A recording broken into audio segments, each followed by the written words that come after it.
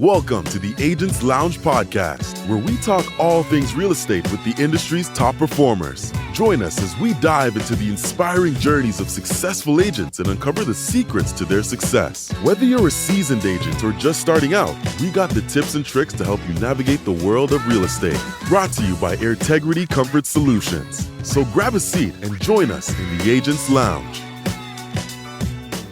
So this is episode 10 of Agents Lounge podcast. I'm your host, Nathan Gaylor, co-host Francisco Bermudez Jr. Hello, everyone. Hello. Miss Janet Wingrove with Keller Williams Heritage. Yes. How are you doing? Good. And Miss Andrea Garza with San Antonio Quick Clean. Quick Dry. Oh my God, I'm so sorry. We can edit that out. It's not live. Sorry, Quick Dry. Oh, that's embarrassing. I'm so sorry. Anyways, thank you all for taking time out of your busy schedules to be here. Janet. Yes. So if you could just start us off by what did you do before you got into real estate, and what would actually pulled you into the real estate game? Okay. So I got into real estate back in 2007. A long time ago. I had to do the math. I know. That's like almost 17 years ago. Congrats. And yeah, thank you. So the reason I got into real estate is I was a stay-at-home mom, and I was looking for a way to have a business while my daughter was in school, where I could still pick her up in the morning, or drop her off at school in the morning and then pick her up after school. So I decided to get my license and did it part-time for many years. When the money started coming in, I was like, ooh, I can do more of this. Yeah. And so that's how it started. Yeah? Yeah. So you started part-time. Is that difficult to manage from going to part-time to full-time? Did you have a hard time actually getting a client base started part-time, or was it pretty easy for you? Well, the goals were very different when I was part-time. At that point, I was just looking for more something to do while my daughter was in school. So whether I made money or not wasn't a big deal. Yeah. So when my daughter got into middle school, it's when I decided to really buckle down and change my business. So it's essentially I started all over, right? Because I went from part-time to full-time. So yes, I had to. It wasn't as easy. I had a database because I'd been working the business, but to really make the money I wanted to make, I had to build a bigger database. So yes, so it changed dramatically from working a couple hours a day to nonstop? Yeah. Working more than 8 hours a day. Yeah, right. Yeah. Was it part-time were you with Heritage, or how long has that been now? No, I started with an independent broker, Kimberly Howell Properties, for many years. When I went full-time, I went to RE/MAX, and then I moved the team over to Heritage in October of last year. Okay. Oh, wow. So it's really new. Yes. Keller Williams is the newest part or brokerage that we've been with. So nice. Yeah. How's that going? Is it? It's excellent. And let me tell you why. So before, when I was with RE/MAX, a lot of the business day-to-day operational stuff was done by RE/MAX. I didn't have to worry about any of that. So moving over to Heritage, Keller Williams Heritage, they're more focused on the entrepreneur and building your own brand and business. And so essentially the operational part of running a business fell on to the team versus having the broker do it for you. So we had to revamp that part of our team where we could pay our own commissions, and we have our own bookkeeper. We hire a separate admin, our own transaction coordinator. So essentially, we're a business within a bigger company. Right. So, which is great. Yeah, that's interesting. It is interesting. We've had a couple of people on from EXP. Uh-huh. So really what they value more than I feel like somebody like you might is their just free time. They don't have to go into an office. They usually like work from home. Right. Do you find any like, I guess the enjoyment of the team? You like get to team build more regularly. Y'all meet. I'm sure like you have an office, right, at Keller Williams. I know this, but yeah. So what do you think like the pros of meeting with your team is more often than somebody who's doing just like they have their own? Yeah. Well, I love the concept of EXP and their model, their business model, because they have different ways for you to make income through their brokerage, through creating downlines. So the vision for the Empire Real Estate team is something similar to EXP, but we couldn't do that at RE/MAX, right? And so I wanted to find a brokerage where would allow us to kind of expand our team structure and compensation structure. And so I shopped around. I did look at EXP, but they didn't have brick and mortar. And I'm I guess more traditional, old school. I love a place to go in and work, see the hustle and bustle, see the people moving around. Yeah, you know, and see Eddie going crazy with his camera. And so when you walk into the building, I mean, there's people that you see real estate. I mean, there's action everywhere, right? And to me, that's motivating, and it's important to me to separate business from my home life. Because I did it part-time from home for a long time, and I just didn't want that same environment. I want to be able to go in and do what I need to do, then go home and kind of shut. Oh, yeah, so you actually have more of a, like, dry cutoff. You're not, like, always in the office if you're working from home, right? So, like... Yes, and there's not, for me, when I go to the office, there's not as many distractions as versus working from home. Yeah. Which you have to be very disciplined to do that. And I know I can do it, but it's just, for me to build what we want to build, we need a separate, like I need people coming to the office. Right. So, yeah. No, I completely agree with you on that one. There are so many distractions to be had at home. Exactly. You mentioned that you did something to go from part-time to full-time to build your database. Yes. What were some of the strategies you used to build it? Well, when I changed companies, I had a goal in mind of making X amount of dollars by the end of the first year.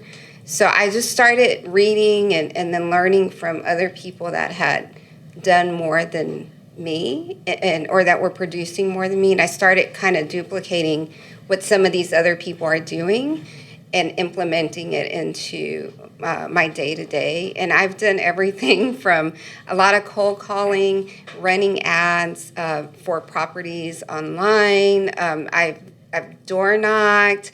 The biggest thing is connections, is working your database and then making new connections through the people you know. So, and building those relationships. Yeah. And I also see that, I mean, you're always holding events for your customers, right? You do casino night and the one for Thanksgiving, which is a pie giveaway. How does that help you? So one of the things, as the business grew, we can't be in front of everyone in our database, I guess, on a daily basis. So one way to nurture our sphere or clients is to hold these events. And it's kind of, there's a big purpose behind it, right? It's from what you do before the event to what you do during the event and what you do after. And of course, we love our clients, so that's part of it. Like we want an opportunity to mingle with everyone that comes, and we try to do that. But what it does is, from the invite, you're calling, sending an invite, sending an email, or even texting your database. So it's a way of staying in touch with them prior to. You do really well with that, actually, because after casino night, you and Brenda had sent the actual video to people. I got one, and I thought that was really cool, just like as a follow-up. It's a good idea. It's just, and then during the event, of course, you mingle with everyone, right? And then after, you send your thank you. So it's just another way of staying in touch with your database. And the events are just one event, a good way to focus on a lot of people at one time. Does that make sense? Yeah. Yeah. Yeah, because we do the pie giveaways every November, and sometimes we've done it at the same time where I know. we've tried to. You do it for your customers, and we do it for ours. But there's customers that we didn't go out to serve them this year, and they still get the invitation, and they come by and they swing by. Yeah. And they get very excited just because they got a pie. Yes, and it's fun. And one thing that we've tried to include our referral partners like you guys. Like, even though you're a referral partner, we still try to include you in some of these events because we want you to continue to be our referral partner. So it's another way as well to utilize events and things to stay in contact with you guys. So Yeah. What about you, Andrea? What are some of the things you all are doing to build your database? Well, I have been in business a little over a year. So as a new business, you have to get your name out there. Takes a little bit, well, everybody knows, a little bit more effort at first. So right now we're still, doing the paper leads, but I'm trying to focus more on networking. Mm-hmm. I think, like you mentioned, relationships go a lot. yes, for sure. Yeah, for sure. Yes. So that is super important. That was one of my goals this year. Yep. So I actually have a question. When we were talking earlier, you mentioned that you have a couple of properties, right, that you own? Have you ever had a bad experience with a realtor? Not to put you on the spot. You can plead the fifth if you want. But I feel like this is a good topic if you have one. No. You never had a bad experience? No. You're one in a million from what I've heard. Yeah, no. I don't know. Maybe I'm a good... I usually pick them. Yeah. Like, Is it by a referrals. based? Yeah. Yeah, that's So, usually a good way to go. So, no bad experiences here. Well, that's good. Right? What did you like about your realtors? Me? Yes. I've only had one. She helped me for a couple of times. And she was super sweet. I think that something that I'm never going to forget is that she didn't let us buy the house that we wanted originally because she thought it was not a good fit. And now after seeing like 20 homes, this was for our primary home. After seeing 20 homes, I was done. I was like, just that one is fine. And she was like, no. And she just took a lot longer. She never submitted the paperwork. Yeah, she just took a lot longer. And then like the next day we found the actual home that we wanted. So Awesome. that was very thoughtful because, a lot of realtors, well, not a lot. I think that a lot actually care about their customers. Mm-hmm. But, there's always someone that is just there for the money. Right. Yeah. Just quick, sale, and you don't want to be seeing 20, 30 properties, Right. So. Yeah. What do you call it? Buyer's remorse? Buyer's remorse, yes. Do you see that often in the industry? I think sometimes, so you have to learn how to navigate the client through that, because sometimes, especially like if you have first-time buyers and it's such a huge purchase, that sometimes they'll put an offer in and then the next day they're like, oh my gosh, what did I do? So you have to learn how to kind of break it down, like, from their monthly mortgage payment to what their closing costs are going to be, and then the value, like, well, this house, it's in a great area, just giving them the benefits of owning that home. And then sometimes they don't want to do it, and you've got to let them, if they don't want to, you can't. You have to be able to ride that out with them until you find, like you, the next house. So Right. Find the right one. Yeah. and the right one, correct. So my favorite question to ask, do you, if I say what is a bad experience for you, or like a customer that gave you like a hard time, do you have one that immediately comes to mind? Like, Yes. what, really? Yeah. Thank you. I can't wait to hear this. I think Well, over the years, because I've been in almost 17 years, so I would love to say that it's been 100% super easy, but it's not. Like real estate, I feel it's very glamorized on TV, and it's nothing like that. So and you have to have difficult clients in order to develop and become a good agent and learn from those experiences. But my very first client, I cried at my brokerage because he was so hard. He had properties. All he wanted to do was seller finance these properties. Yeah. And then and I actually got them. I had on one of them in particular. I had a contract. And it wasn't a seller finance deal. Well, he wouldn't sign the paperwork, and the poor buyer was like, but I have a good contract, and he accepted it, then wouldn't sign the contract, and what? Yeah, so he was probably like one of the harder ones that I've dealt with. I've had a couple others, but it took him forever to sign, and the buyer, I just felt bad for him. They had their earnest money ready and things like that. But how do you mitigate that? Like outside of, I would probably cry too, I think, at that, like, just like, because you're the middle person, right? And you try to mitigate. Well, he was very, he was nasty. He called my brokerage and was saying bad words and stuff. And so...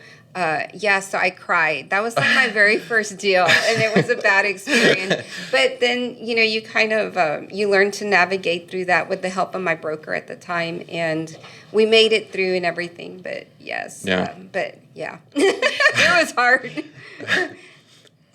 So, like, how many, do you deal with, like, returning customers often? Is that a repeat clients? Yeah. Yes. So one of the things that, because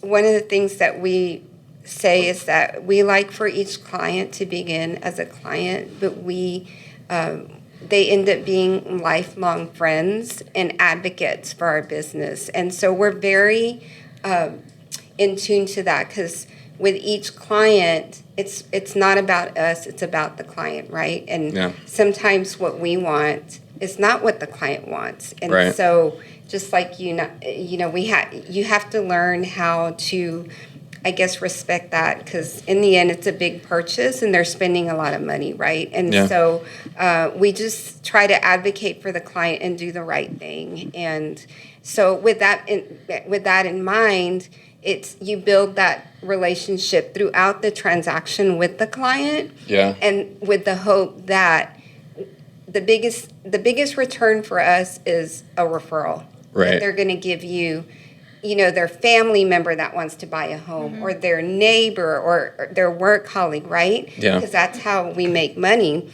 And so the way you treat that client is super important. And with that being said, we try to do the best job that we can, and we do end up with repeat clients from investors that continue to buy properties from us for many years. That's awesome. Yeah, it is awesome. Yeah, that just reminds me of Rita. It's about a relationship, right? Yes, Rita from our group. Yeah. That's interesting. So...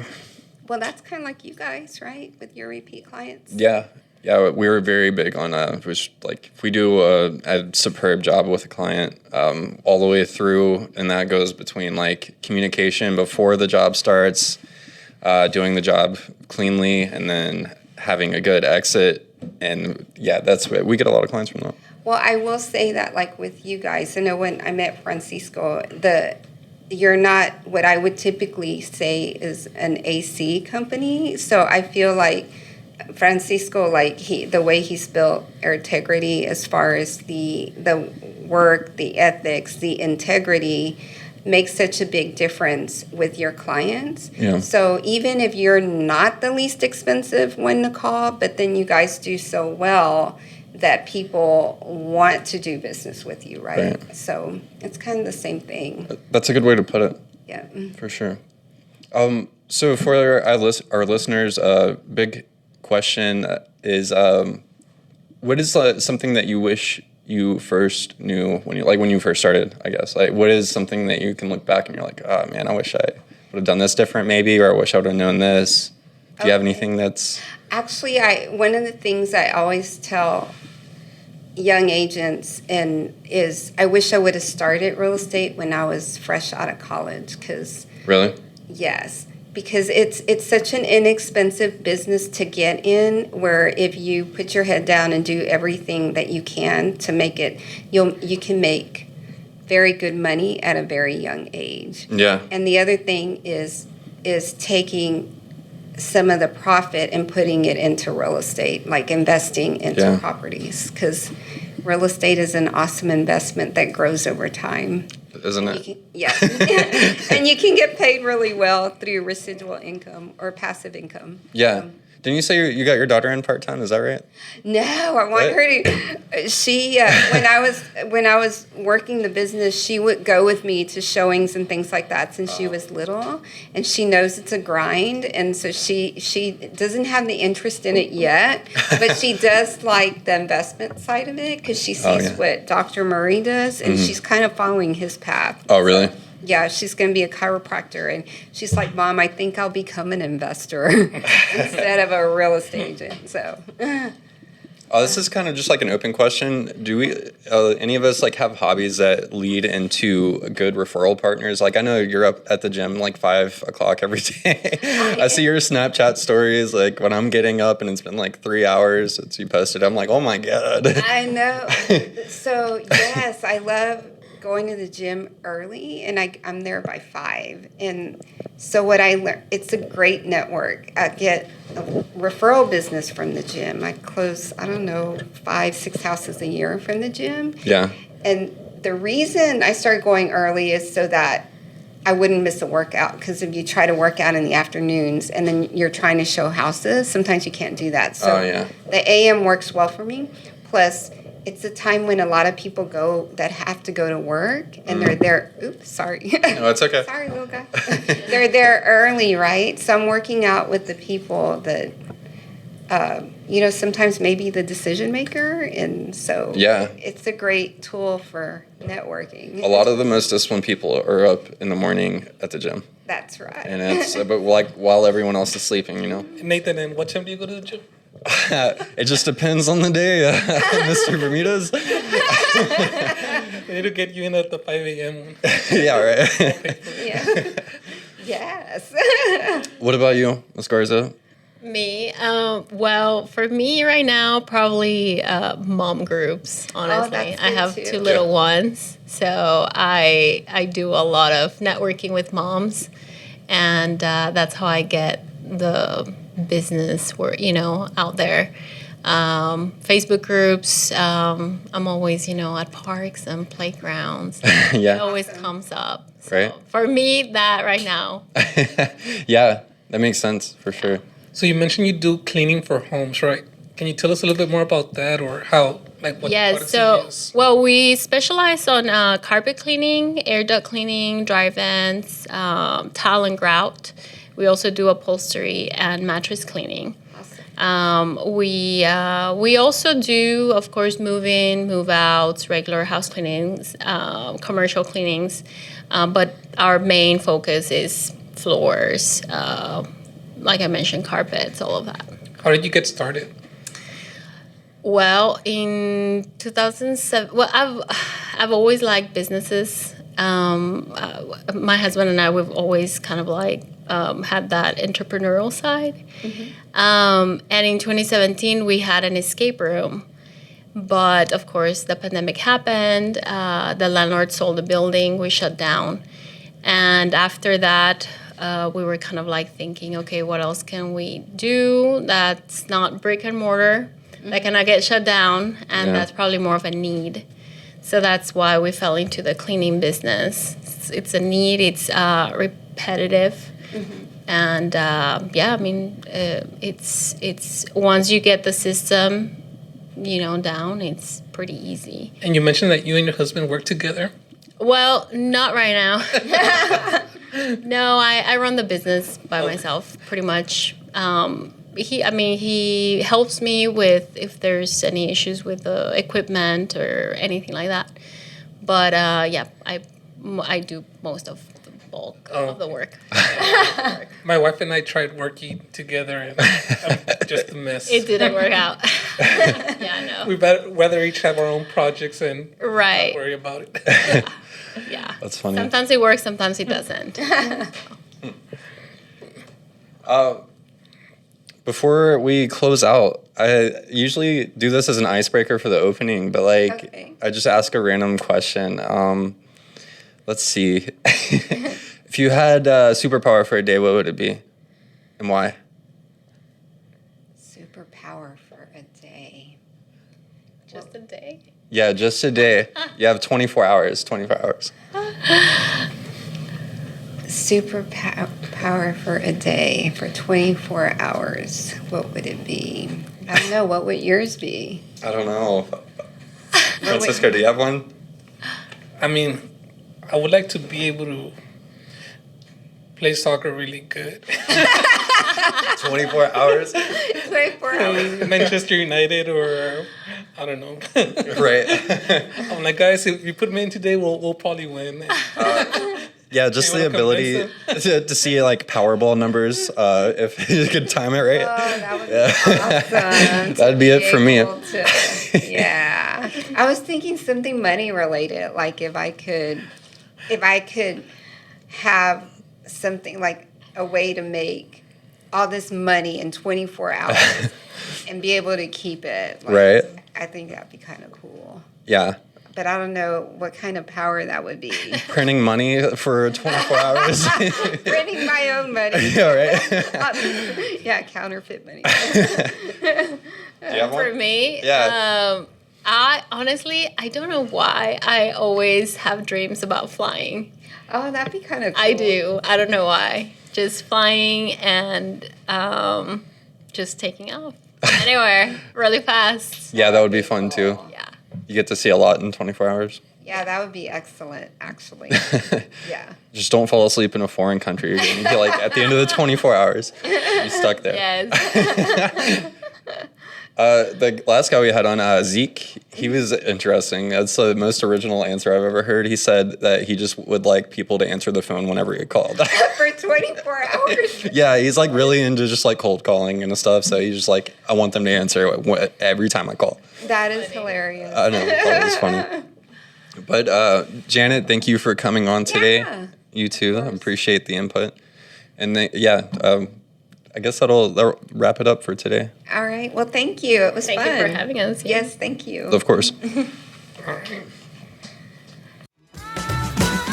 You've been listening to the Agents Lounge podcast, brought to you by Airtegrity Comfort Solutions. To learn more about the resources mentioned on today's show or to listen to past episodes, please visit agentsloungepodcast.com.